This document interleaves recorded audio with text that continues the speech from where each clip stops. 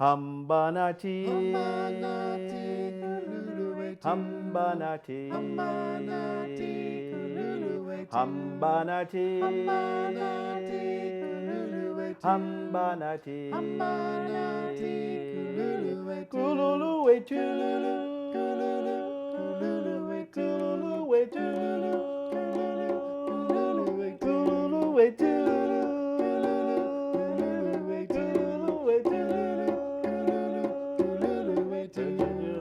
Come walk with us, the journey is Come long. walk with us. Come walk with us, the journey is Come walk long. with us. Come walk with us, the journey is long. Come walk with us. Come walk with us, the journey is The long. journey is long.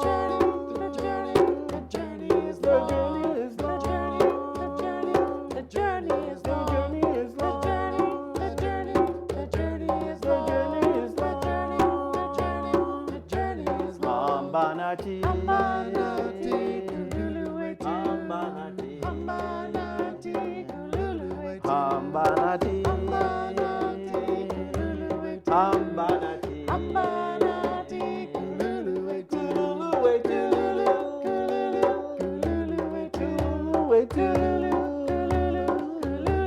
Kululuetu.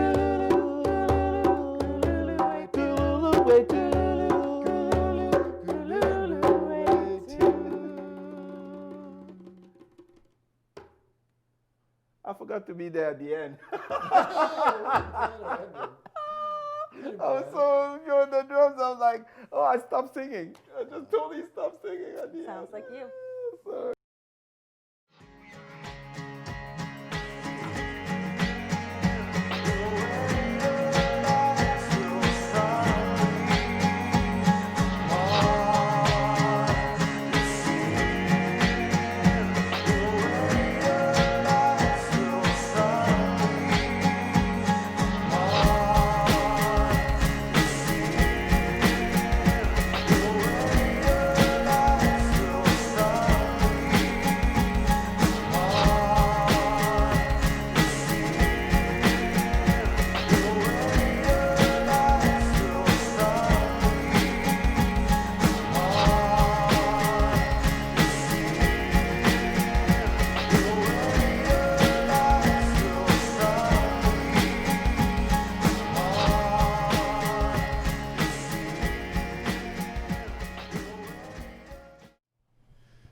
So, good morning, Avon Mennonite Church.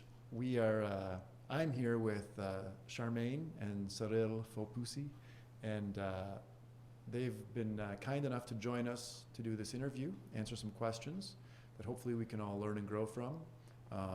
Cyrille is from Cameroon, and Charmaine is from Elmira, so you can imagine very different backgrounds. And they're good friends, and I've observed that you guys have a marriage that is really built on honesty and direct communication. And sometimes it can be quite humorous to see. But you've described some challenges that you've faced together, and I feel that many of us could learn from your experiences. So let's get started. Can you just start off by sharing how you met?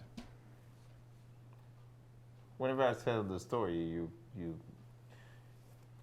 tend to correct it. So I'll let you let you go. Sure. My sister lived in Montreal, and I would go visit her because Montreal is a great place. And when I would go to church with her on Sunday mornings, I would see this guy across the room, and eventually I figured out what his name was. Her sister and I went to church together And in Montreal. yeah, and every time I'd visit her, I would see him. And I very generously offered at one point to be a pen pal with him to help him improve his English, because his English courses at school were finishing up, and I was really concerned that he wouldn't be able to learn English well enough for And his she would life write in goals. French, send to me. I write in English, send to her. We correct our letters and then send them back. Yeah. And one of us was smart enough to make a copy of the letter before they sent it back, so they knew what was going on. That's right. That's right. So despite all my sister's efforts, we did get to know each other, and eventually started dating long distance, and eventually I moved to Montreal. And There we go. The fairy Here we tale- are. Fairy tale continues. Is that the truth? Cyrille? Is there I anything you think wanna it's add, or- there's some edges there, but we'll go with that. All right. All right. So the next question is, what thoughts did you have going into an interracial relationship? And did your thoughts change during your time together in the beginning? I don't really think I had a lot of thoughts that I was entering an interracial relationship. I noticed someone. He was a really nice guy. He was a little bit corny in the jokes, but really, really, really good character, and I thought quite good looking, and that's what I thought about. So I don't think I had any clue really why it would be an issue. I grew up in Elmira, so not a very culturally diverse place, but in my high school, the black kids were the cool kids, and usually the president of the high school, and in my family, it wasn't a big deal, so I didn't think about it a lot. I just picked the person by his heart. And for me, it was really nothing. There was nothing like I didn't purposely seek like notice whether it was she was white or it made absolutely no difference in my case. And we're probably going to touch that a little bit later, but I got to point out that part of it being the context also, I think Yeah. that was important. The church that we were Absolutely. a part of in Montreal, that Cyrille was a part of and that I joined, was very culturally diverse. Montreal's a melting pot, so people from around the world.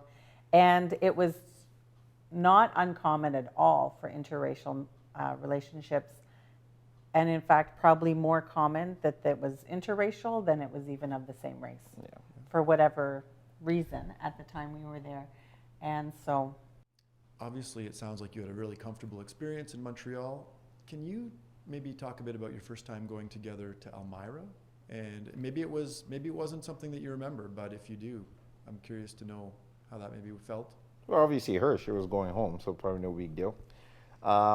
It was definitely something. I mean, I was nervous. I was nerve-wracked. It crossed my mind that I was gonna stick out probably, yeah.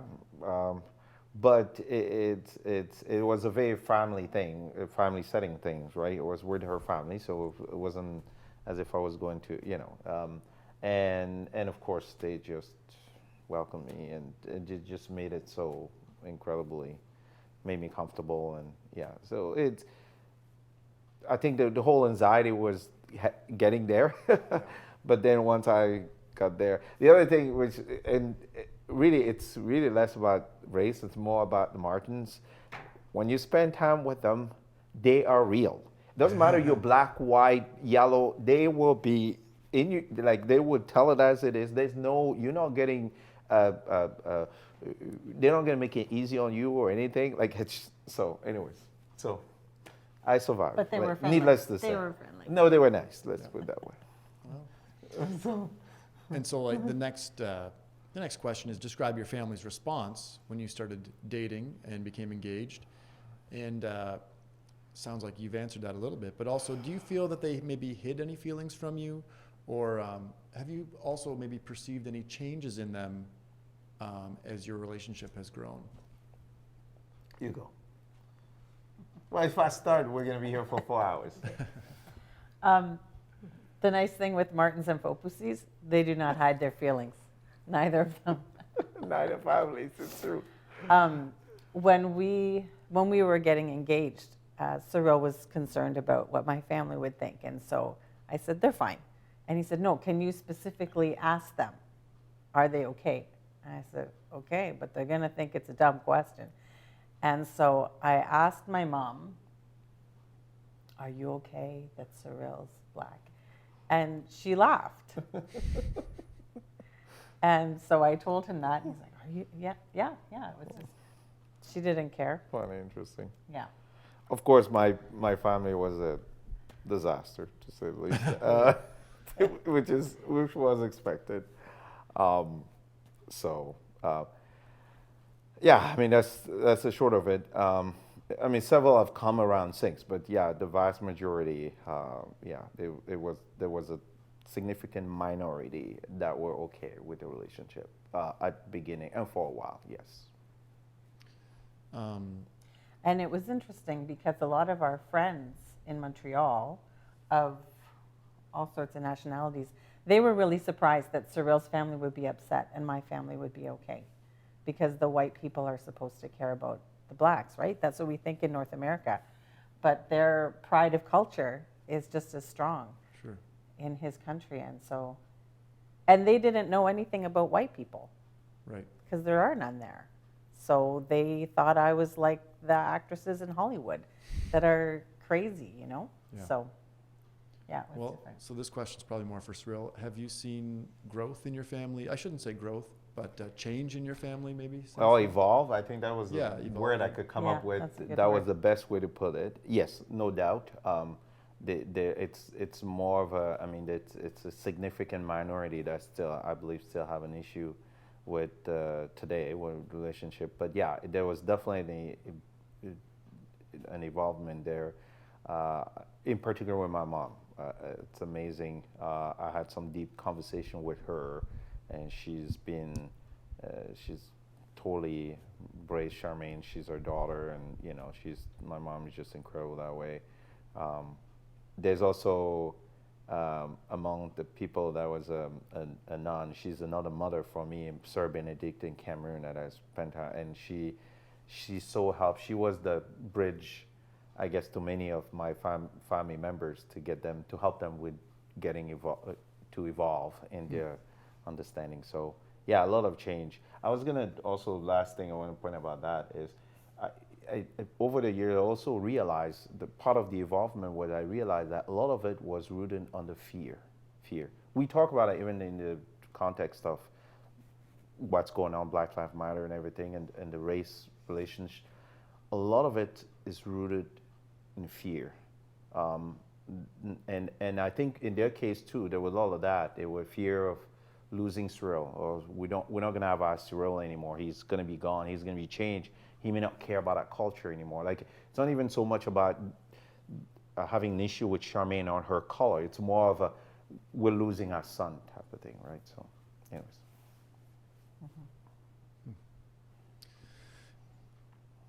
Let's go back to the two of you now. Do you feel that your relationship may have developed differently than, say, if you were in a same race relationship? And do you think you maybe have any unique strengths as a couple because of it? Well, the first question I wouldn't know.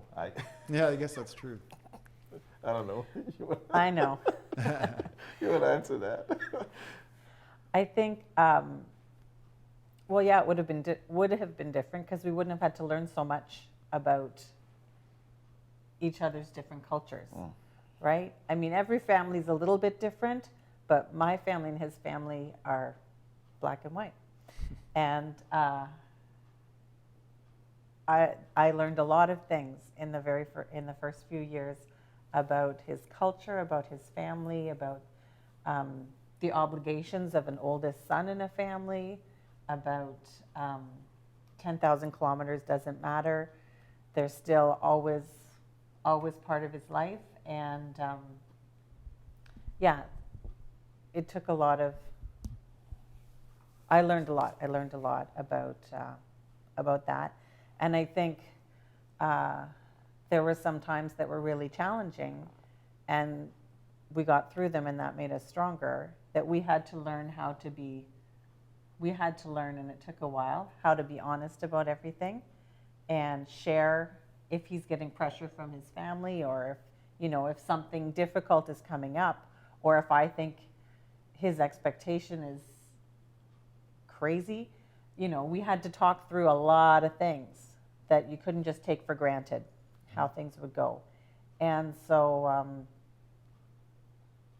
yeah, there were some challenges, but then with a lot of support from, I think, people around us, and a lot of tears and a lot of talking, then we learned a lot about each other, and how to focus on what matters, which is our relationship and not everybody's opinion of it.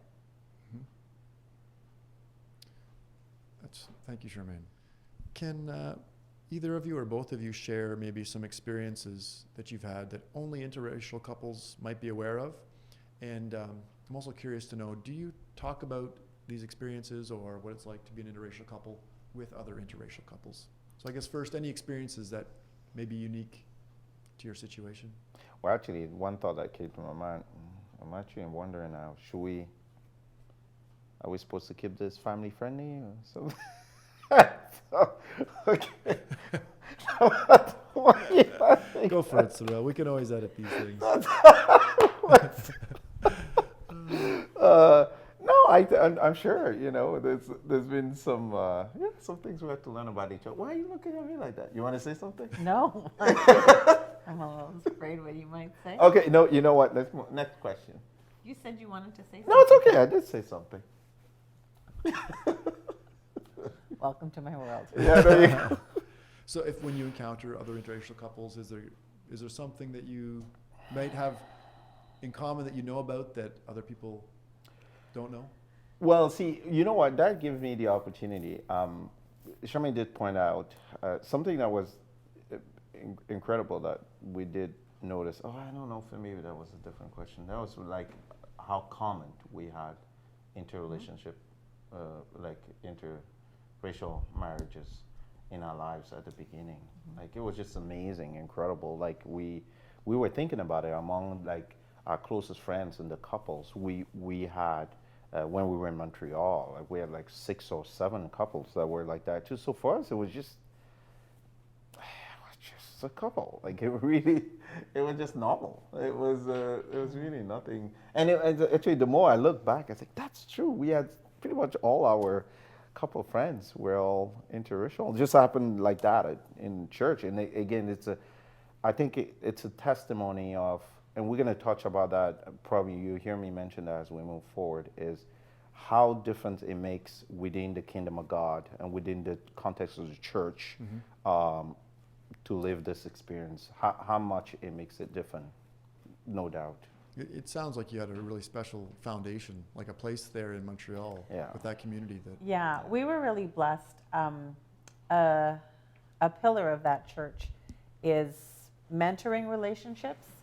So when we were a newly married couple, we would be matched up with another married couple in the church, and we would meet every week or 2 weeks and talk about how you doing. Right, so it was a great opportunity for us to air some grievances and to get some wisdom and some outside perspective. Sure. And so we were really blessed with that.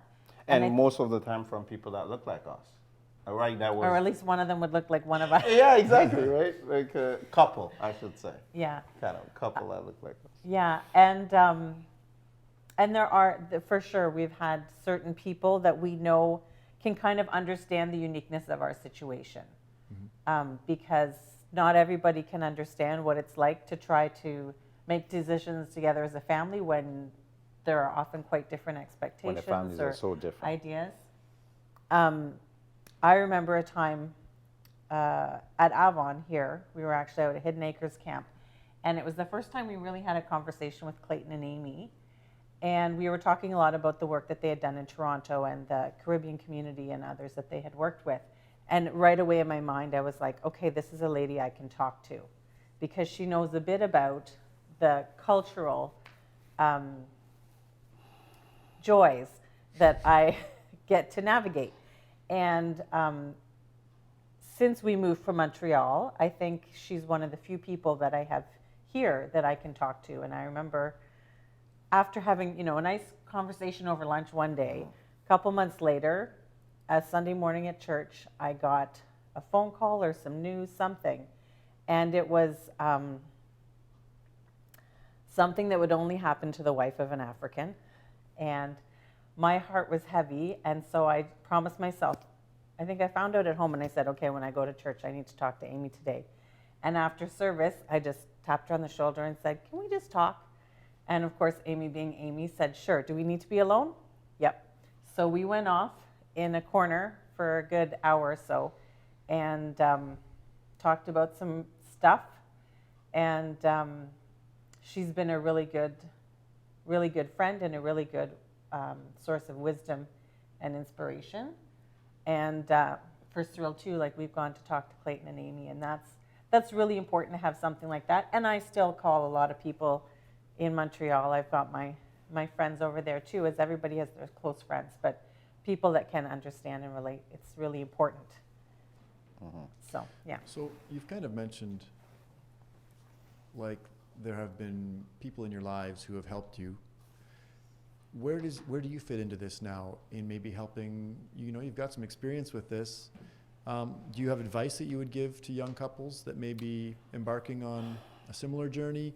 Or, if you could, what do you think? Without hesitation, faith and spiritual wisdom and being fed from the gospel, using that as your foundation. So I'll give you an example. So there's this powerful verse that I remember even like in so many instances, literally using that verse in my heart as I'm dealing with the situation in Philippians chapter 2, verse 3 and 4.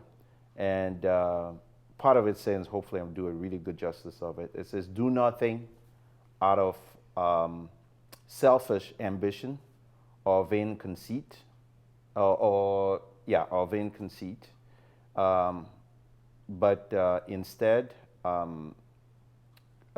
in humility, consider others better than yourself. And it's talking about considering others better than myself. And it doesn't specify who, whatever, just to consider others better than myself. And then the next chapter it talks about how it's good for us to look into our own interest, but actually more importantly, to consider the interests of others as well. And how I took that in that context of Cyrille being in a different place where I feel like I'm invading people's place. I say what I do is that I consider those other people's interests before mine. And then also, if I'm sitting with the Martins, realize that yes, they're smarter than I am. It's a fact, right? But it's more of a metaphor to say my advice is something that has carried me up until now. Where I say, hey, Cyrille, you're different. You're black. Yes, you're at a place where lots of people look differently than you are. But you know what? If you, and I know I would say that, I say, if I make sure they know they can be comfortable, they could breathe with Cyrille being around. Heck, they actually could have fun with Cyrille. Heck, they could be comfortable with it. And I'm not going to impose where I come from. I'm not going to impose my background. I'm not going to my way of thinking. Yes, I'm going to be loud, and my wife is going to be poking at me. It's going to bring the voice down. There's certain cultural baggage that are going to come with who I am. And that's who I am. But I'm not going to impose that on others. If you see what I mean? Mm-hmm. But I will make sure that they will realize behind this loud guy that has hands going all over the place and always, there's actually somebody that could be fun to be with. There's a Montreal Canadian lover, a fan, I should say. Show them the socks. Yeah, that's right, the socks. There's a Montreal Canadian fan that you can be comfortable with. I know I'm going to make some of these fans may not necessarily agree with that, but but that's the idea, is to say don't be afraid to, in a different culture, don't feel like everybody else got to adapt to you, that it's their job to be able to respect. It's one thing, we're respecting each other, but it's two-way street. Can I ask a right? question then? So I've always known that you have been really grounded in humility. And you've mentioned that being here, you feel some obligation maybe to adapt. Do you think that if you were a black man who was born here, though, that you might feel differently, that this is your homeland? That's an excellent question. I believe my experience, yes, provide me a renewed opportunity, not just for me, but also for the people here, by the simple fact that I was really born and raised in a completely different culture. Mm-hmm. And then I come here. I think it's a little easier, Frank, I would think, and I'm not going to want to pretend, I may be wrong, sure. And please anybody there that's born in Canadian, born in Canada and raised in Canada was black, I'm not suggesting that things can be different. That's not what I'm saying. But I think there's an opportunity with me being born and raised from a different culture, bringing that baggage here, and then there's work of hey, allowing others to discover that culture, to learn a bit about it, and that stirs conversation, that stirs communication, and so on, and be able to share that. You know, we used to have those Raymond at church, and you can share that culture, and then in return, you have those that are here that being curious about it, and then there's more conversation and so on. And all that foster, what does that foster? It foster understanding, foster talking, foster caring. It also foster allowing the opportunity for the persons from here to be able to open their heart to something that's different, right? It's one thing, born and raised in MR, you only grew up in there and you kind of see basically that kind of small world. Don't get me wrong, it's a small one in relation to, you know, you see what I mean, geographically and everything. But like, hey, and now when you're able to hear how people eat food different, you know, do things differently, and it kind of opens your eyes and maybe some curiosity. But more importantly, it helps to create a bridge, right? And but more importantly, preparing people's heart for diversity, preparing people's heart for being able to, hey, yes, you can embrace when it's different. You can learn to embrace when it's different, being curious and find out more, right? I would believe that. I think at least I've noticed that a lot in my own particular experience, and I'm not suggesting that everybody's experience is the same, but. Well, can I maybe, so it sounds like you've been very in tune with the fact that fear might be a root cause for a lot of the no doubt the problems that have been encountered, and you've been sensitive to that and have tried to make people feel comfortable. I'm going to ask Charmaine something, because I wonder, have you ever seen him?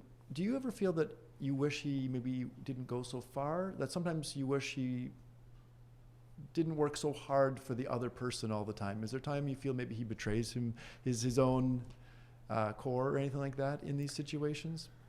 He's very sensitive and kind to do it, but I'm just wondering, you probably have seen this with him a lot. Yeah, I think he wants to make people comfortable. I think that's just a part of Cyrille's heart and his nature. Yeah. I mean, it's something I noticed about him, when we first met, that's just part of who he is. But I do remember when we watched the panel discussion that the Stratford Festival put on with some of the Black company members and staff. Cyrille wanted to watch that because he wanted to learn what it was like to be Black in Stratford. And that was one thing that really stuck out for him when they talked about that need to make others comfortable when you are the only Black guy in the room, or the only, person that, when you stick out so much. And I think that was kind of almost a wake-up call for you when you realized, oh yeah, I do that, like everywhere I go. Yeah. Make sure that I'm being friendly and put others at ease so that it's not a big deal that he's different. So I don't know if I don't know that it's a heavy burden for him, but it's something I think he does fairly instinctively. He shouldn't have to do it. I don't know how much it costs him, but it is something that I think he's aware of on some level. Yeah. I'm willing to bet that there have been triumphs that you don't know about, where you've developed relationships with people and they've changed because of it. That maybe you don't see, but yeah, I hope it's not too much for you to bear, because it must be taxing too. We talked about being born in Canada, and you guys have two sons, Nathan and Dante, two super kids, and they're getting older. Have you had to have maybe conversations with them that other parents haven't had to have with their children? And can you speak to that a bit? No doubt. This is the one part where it made it obvious and vivid to us that, yeah, we're in a relationship that could be a little bit foster a bit of a different experience or generate different consequences that other parents or may go through with their kids. The first thing before actually even talking to the kids was Charmaine and I just talking and saying, all right, our, our kids are they're gonna be looking different, and potentially there might be experiences that you're gonna go through that may not necessarily be fun or encouraging, or it might actually be quite difficult just because of the color of their skin. First of all, I was looking at each other and said, are we prepared for that? And second, so her and I had that conversation. And I'm not sure all parents necessarily do that, but I know we've had that. And then we've talked to our kids. We've had conversation with them. But the amazing thing, and you can speak to that, like the kids, I guess there's got to be something with Stratford, like they're just like, Mom and Dad, we don't know what you guys are talking about. Like they are so oblivious to all this. Like, I don't know, it's just kind of crazy. Like you ask Nathan, it's like, I don't know what you guys talking about. They go to school, they're fine. They live experience like all the kids. It just seems like they seem to be so blessed within this community. Clearly, it's not the experience of everybody. We only have to hear in the news. We just heard an experience from something that we were watching just right before this, and somebody with the situation in school. So, but I believe our kids, we're just being blessed, like here in Stratford, no doubt. Yeah, we've been really fortunate that it hasn't been an issue for them. When I was thinking about preparing for tonight and thinking about it, normally I would say that we don't even think about the fact that they're mixed race and that they do look different from a lot of their peers. But then when I think about it, I thought, well, the reason why we moved to Stratford instead of Wellesley, where you work, is because we don't want to live in countryside because there's less chance that there'll be different races there, right? So we just realized that, okay, we'll live in Stratford, that's fine. And especially when they were younger, when I would take them to school on the first day of school, like I would just check who was in line just to make sure, because if they're the only kid in their class that's not white, then that's fine, but I just want to know that. Yeah. And again, we were really fortunate in the schools they were in and the classes they were in. It was never a problem. There was a decent amount of diversity. And mostly they've had great friends and great teachers and friends that there haven't been an issue that they've experienced. But especially in the context of everything that's going on in the world right now, we've started having conversations, and they don't really see in their experiences the things that we see on TV. But I'm becoming a lot more aware that they have to be prepared for those situations. And that's tough, and it's not fair, but it's a reality.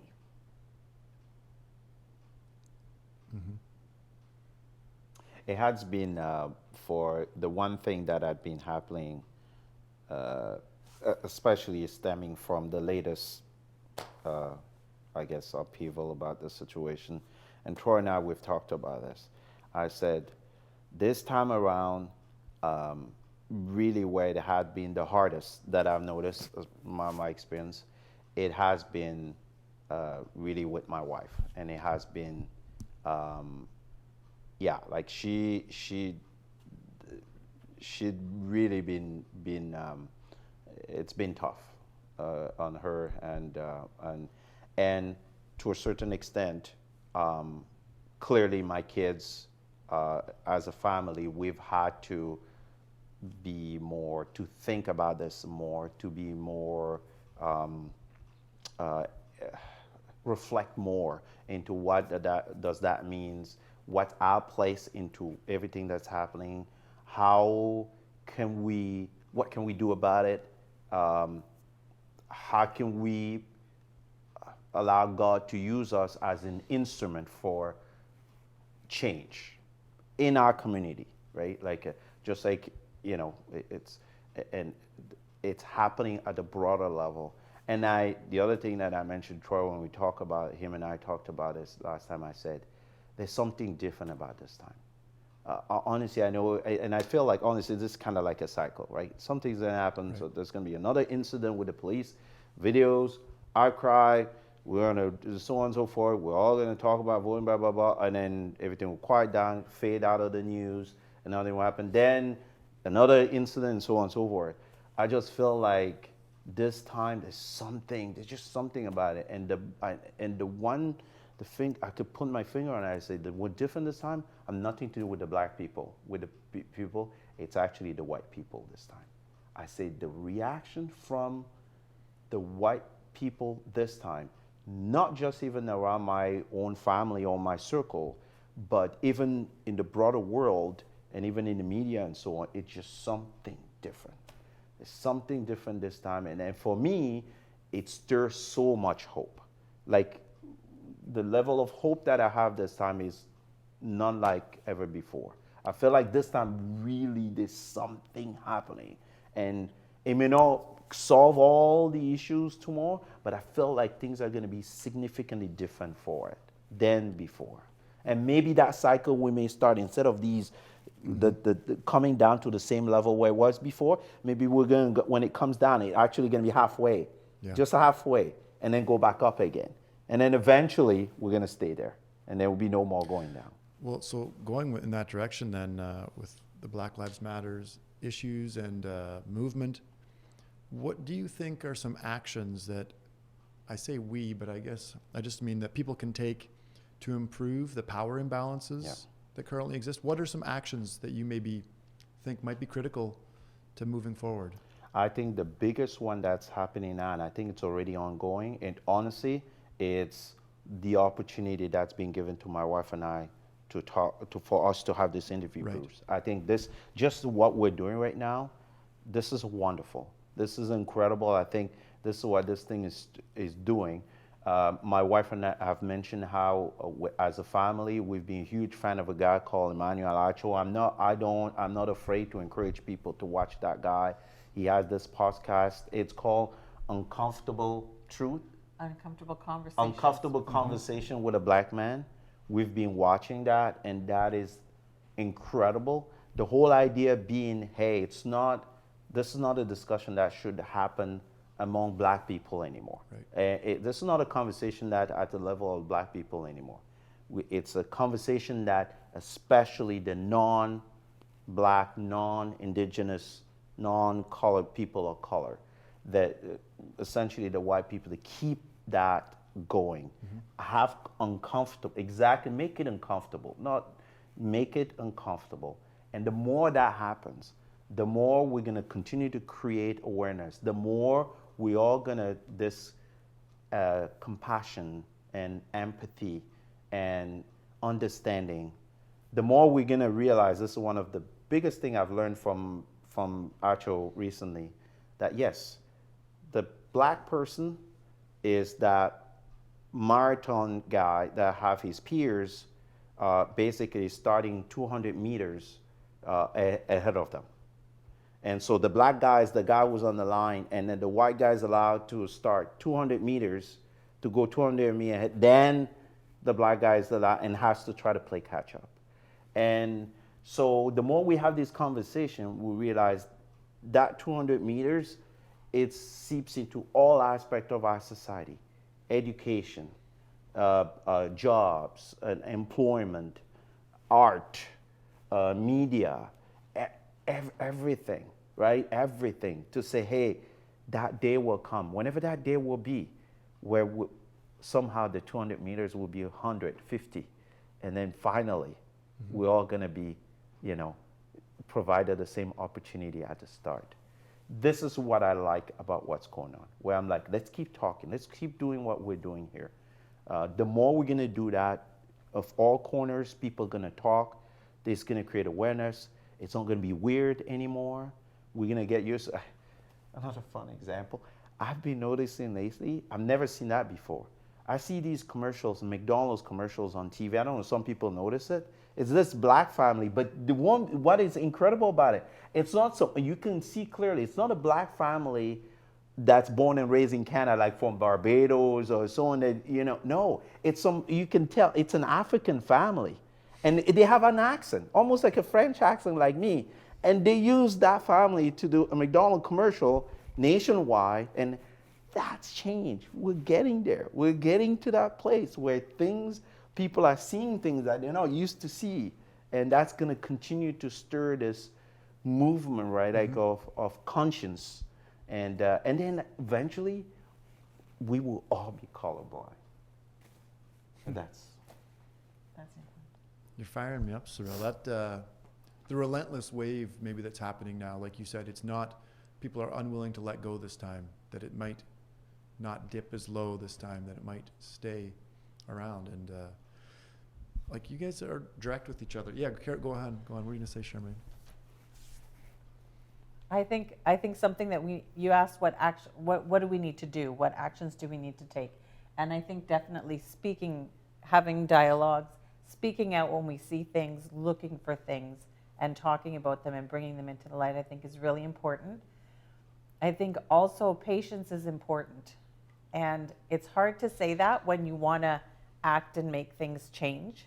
But we have to acknowledge that it's a marathon and it's a long race we're in. Because there's some people that have had a certain mindset their entire life, and it won't change from one protest. It won't change from the NBA players wearing different shirts this year and having a logo on their bus. But we're planting seeds. Every little thing we can do to plant seeds is an opportunity for someone to start the journey of changing their mindset. And I think it's really important to keep that long-term goal in mind, because it's so easy to get discouraged. Right. Oh man, we had a month of protests and this is not solved and fixed. Of course it's not. There's so many barriers that are there. You can't even make a list of them during that month. So we have to take it one step at a time. you don't fix a 400-year problem in it. Well, and there are one conversation. When you mentioned that there's a head start for white people, there are going to be people who are going to maybe feel like, or maybe in reality will experience loss without that head start. Mm. And so if that gap gets reduced really quickly, it could cause quite a bit of stress and turmoil, which isn't wrong. It has to happen. But maybe, like you said, if it happens over patience and time, maybe, we don't want to see we don't want to see violence. I don't want to see violence. But there is going to be loss. Probably. It's an excellent point. It is, absolutely. And we touch, and you can even bring back the fear that we talked about earlier. Again, if you see people that say, hey, I've been used to be 200 meters ahead, and all of a sudden, in one big swoop, you're just going to have everybody at the same line with me, people will be lost. No, it's an excellent point. And I guess maybe once in a while, maybe you can celebrate. Like at one time, you wouldn't even be allowed at starting line. Yeah. So yeah. Yeah, I think you have to celebrate every victory, every little step. Every little step, right? Don't wait for the big thing, but be, like you say, patient, gradual, step by step. Don't be content with one little victory, but acknowledge it. Well, can I ask, like, at one time your relationship wouldn't have been accepted with many people in church communities. Maybe you have to go back 50 or 100 years or 20 years, and it still today probably is a struggle for some. But what do you think we are currently unaccepting of? Maybe this goes beyond race. What do you think we're currently unaccepting of in our church community, in our society, that over time will change as well? What else? Do you see anything? Do you want to take that one to start, or? No. Oh, you want to absolutely. No, there's no doubt there is. I think as a society, I was thinking about it. There are so many opportunities, I think, that God is giving us as His followers to come to grip with the world that He's asking us to conquer on His behalf, right? To be part of it in His behalf. And there's so the black the race is just one of them. Obviously, the LGBTQ community, same-sex and marriage. That's another one that it's a bit of a hot topic these days. I was thinking also about our brothers. We're talking. I mentioned Black community. Our indigenous brothers and the situation that's happening up there is another thing that just every time I think about it, it really takes me deeply, because I feel like it's one of those. I'm not sure it's because they don't scream as loud as we do. We've been, the Black folks. We can scream, we can make noise, we can, and they're just kind of quietly doing the things, but yet under really difficult circumstances, and something got to be done there. I just feel like there's so many opportunities that the Lord is opening our eyes. He is. And as a church, hey, I'm not going to even pretend I know. This is something that Troy's, I'm sure, is pretty passionate about, but I'm so with him, is that we are called to not be afraid to embrace change. Change is always a tough things when you're used to. It's scary, right? It's scary. And I guess it's human nature for some of us just to be afraid of change, especially when it's presented to us. But see, I see some people use the word change. I use the word opportunity. Mm-hmm. We're given an incredible opportunity as a church to plant amazing seeds, to do incredible things out there. And it's up to us to be willing to embrace that, to have fun with it. Honestly, to just have fun with it, and to know it's going to be tough, no doubt. It's going to stir pots. It's going to create passions. It's going to make people angry. It might even cause us to lose friends. Just like, hey, you want to know about losing friends? Like, I had some of my family members, because of our situation, that didn't talk to me for years and years and years. And these were people that were really, really close. Change is never a fun thing. But if we're willing to realize that that's the nature, that's what comes with following Christ, and that's what comes with being part of a church and doing church together, is going through those challenges, going through those changes, going through those opportunities. As long as we have each other, man, I have no idea how much we can accomplish. Mm-hmm. We could do amazing things. Do you want to add anything, Charmaine? No.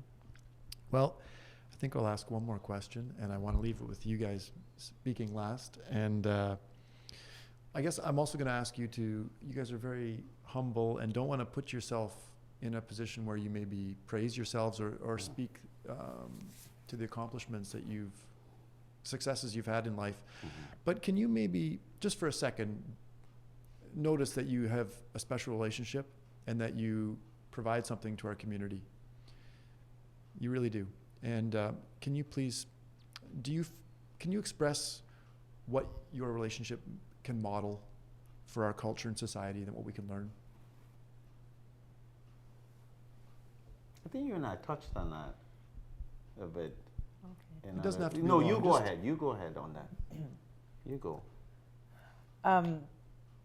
Yeah, it's weird to think that our marriage is a big deal, but come on, it is.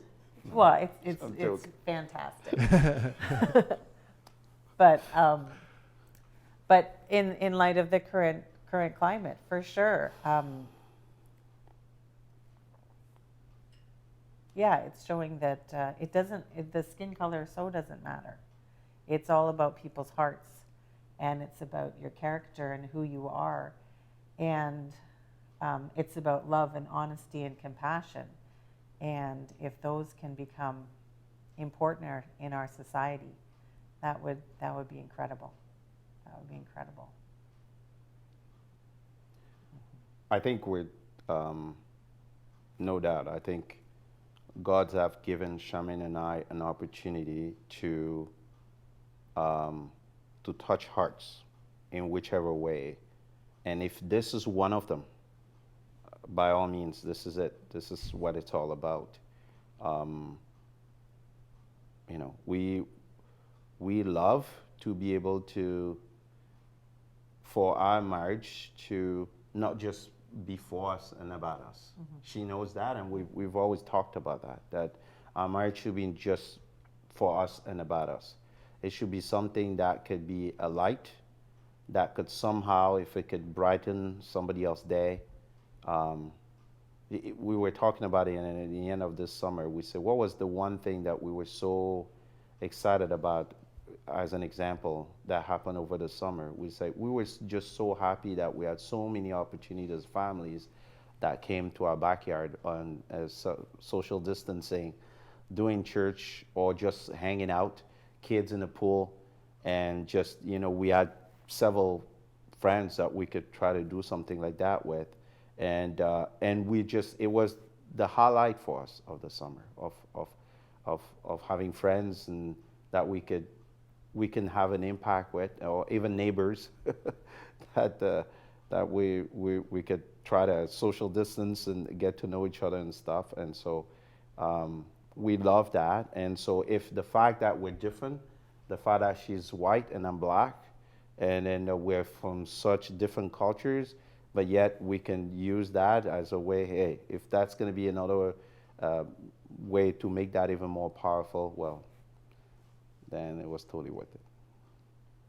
Thank you both for sharing. Yeah, no drum to start. Zia hambe kukenyen kwenkos, zia hambe kukenyen kwenkos, zia hambe kukenyen kwenkos, zia hambe kukenyen kwenkos, zia hamba, zia hamba, oh zia hambe kukenyen kwenkos, zia hamba, zia hamba. Oh, zia hamba kukenyen kwenko. We are marching in the light of God. We are marching in the light of God. Zia marching in the light of God. Zia marching in the light of God.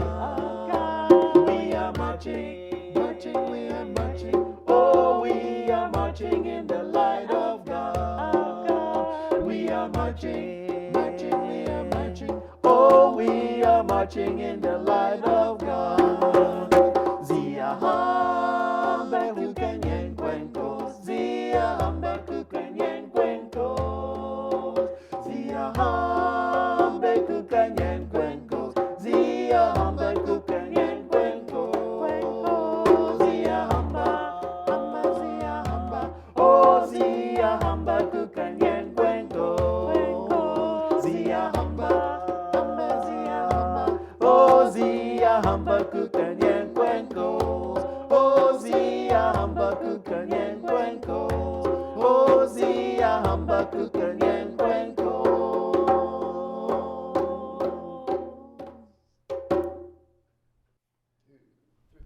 Over my head, I hear music in the air. Over my head, I hear music in the air. Over my head, I hear music in the air. There must be a God somewhere. Over my head, I hear music in the air. Over my head, I hear music in the air. Over my head, I hear music in the air. There must be a God somewhere. Oh, when the world is silent, I hear music in the air. oh, when the world is silent, I hear music in the air. oh, when the world is silent, I hear music in the air. There must be a God somewhere. Over my head, I hear music in the air. Over my head, I hear music in